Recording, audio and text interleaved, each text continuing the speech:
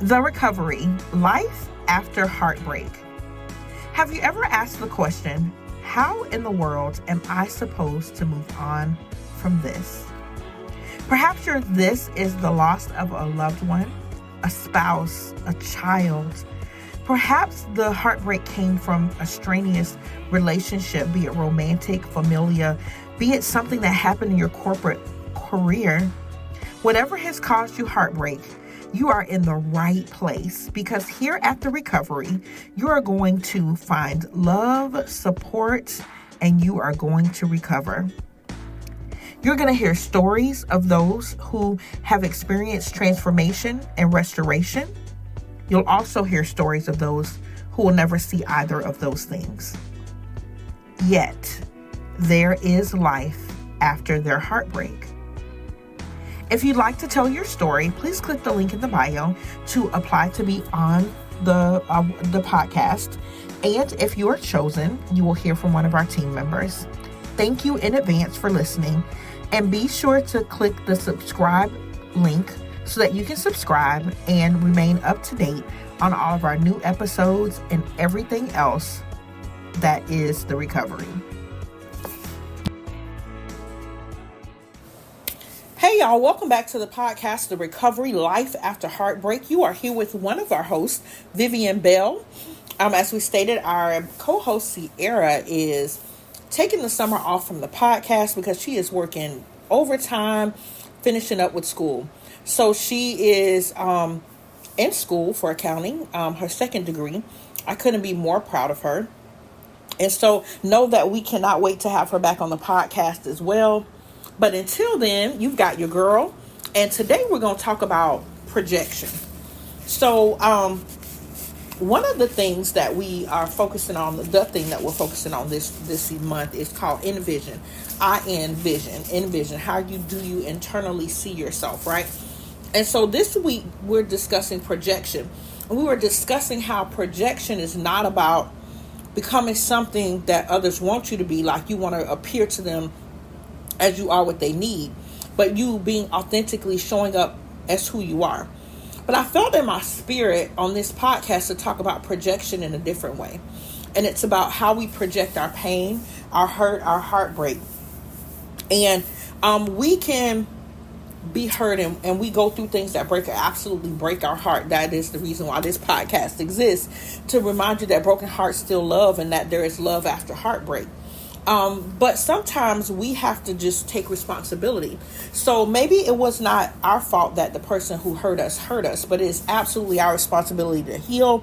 And when we don't heal effectively, or should I say, we don't actually take the steps necessary to heal, then we project that hurt and pain and heartbreak onto other people who are just there to love on us. I was dating this guy years ago. We dated on and off for over a decade, was engaged for a short period of time. But in the beginning of us dating, I did not realize that I was projecting all of my pain from my previous marriage, from previous relationship. I had just gotten out of a relationship we were like planning to buy a house, we were planning a wedding, we're doing all these things, to find out this person actually was living with someone else, and he was married to a different person. Yes, I know. And he and I dated on and off for about 3 years. I had gone to his home. He had been at my home. His kids had stayed at my house. My kids had been with him. Like, we were merging families, blending families together, taking vacations and taking the kids with us. Like, we was doing the thing. It was the life. But at the end of the day, that thing broke me down and tore me apart, because I was hurt. I had been lied to. I had been deceived, but I did not realize that he was this person who was trying to love me, but I was being me. Not until my child, who was at the time in elementary school, I think, getting ready to go to middle school. And he said to me, he says, "Mom, if anybody had ever told me you would ever be this mean to anybody, I would have never believed him." He said, "Mom, you are the sweetest person I know. But if this man cheated on you, it's your fault." And I was like, "Excuse me?" He was like, "Mom, you're so mean to him. You treat him so bad. And he works really hard to like make you happy, and he does things for you. And you are like mean to him." And I was like, "I'm not." He was like, "Mom, you are." And so I had to take responsibility. I had to examine, first of all, for my child at that age to have the boldness to say to his mama, look, ma'am, you messing this up. And then for me to realize and accept that I was messing it up and to do what was necessary to fix it. I'm sharing this because it's easy for us to justify our bitterness, our hurt, and our pain because we feel justified for projecting it, right? We might be justified to be hurt, to have some bitterness for a little bit. We don't hold on to it forever. We don't really hold on to it. We process through it. So there's a difference between clenching tight to something because we want to make people suffer and we just want to stay bitter, and actually acknowledging that I have some bitterness and processing through it. Meaning walking through the process of recovery from bitterness, hurt, and pain that stemmed by someone's missed actions, deception, deceit, heartbreak, infidelity, whatever it was, right? So we have to be willing to take the necessary steps to do it. I could have responded to my child, got upset with him, became mean to him, treated him bad, did all these other things that I've seen people do. Or I could be still for a minute and say, you know what? My child came to me, Lord, let me put my heart before you. Examine my heart. Show me what I can do a little bit better. And I even noticed recently that I worked with that person to do something, and I kind of barked at them a little bit. Not the previous person that I was bitter from before, but the person that I dated for a while. And of course that, I had to again accept that, hey, you know what? There's a place in there that I'm either still very hurt, or at least like that's a defense mechanism, because I haven't carried any bitterness. I laid all of that before God some years ago when we finally broke things off for good. And, I was healed. God healed me. It wasn't an instant thing. It was me literally walking through it, acknowledging to God, I'm so mad. I'm so angry. I'm borderline on the verge of hate, and I need you to deliver me, God. Like, that was my sincere, literally, I remember I was fine after the breakup for about a week. And I was like strong, like, forget this. I'm sick of this. You ain't gonna break up with me but 1,000 times and I'm done, right? And all of a sudden, something the person had said to me just dug in deep, and I got so full of rage and anger. And I said, God, I mean, it's funny because I used to tell the individual, I said, listen, I said, I prayed for God to let me hate you for 5 minutes so I could get over you and never love you again. And he would laugh at me and say, God's never going to do that. He said, God ain't going to let you hate me. He ain't going to just fill your heart with hate. That's not who God is. That's not his character. And he's like, it's not your character. And he wasn't being arrogant. He was just saying, like, I get what you're feeling, but like, that's the empty request. God's never going to do that. But I was so angry.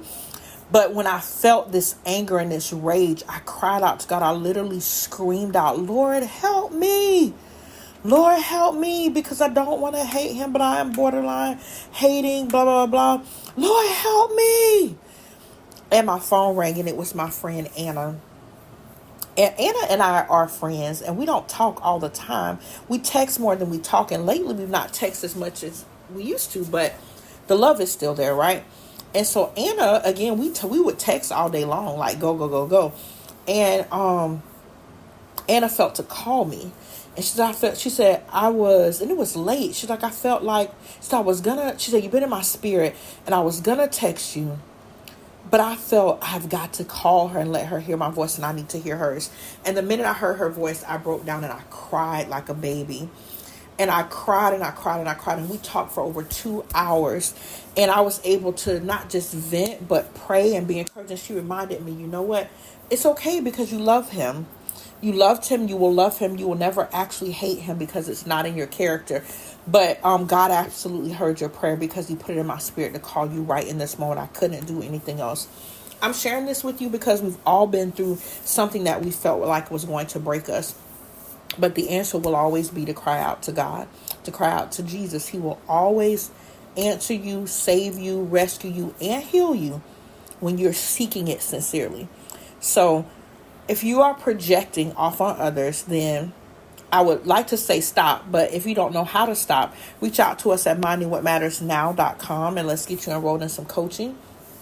There's some trauma coaching, and there's some different things that we can do to help you. So give us a call or reach out. You can call us at 813-434-3474. and schedule an appointment that way, or you can just go on the website and schedule an appointment. Either way, get on the book so we can talk to you and help you be delivered, because there's absolutely recovery for your heartbreak. All right, well, that is it for this week. You've been here at the podcast, The Recovery Life After Heartbreak, with your host, one of your hosts, Vivian Bell, and I look forward to being back with you guys next week. God bless. There is life after their heartbreak. If you'd like to tell your story, please click the link in the bio to apply to be on the podcast. And if you are chosen, you will hear from one of our team members. Thank you in advance for listening. And be sure to click the subscribe link so that you can subscribe and remain up to date on all of our new episodes and everything else that is the recovery.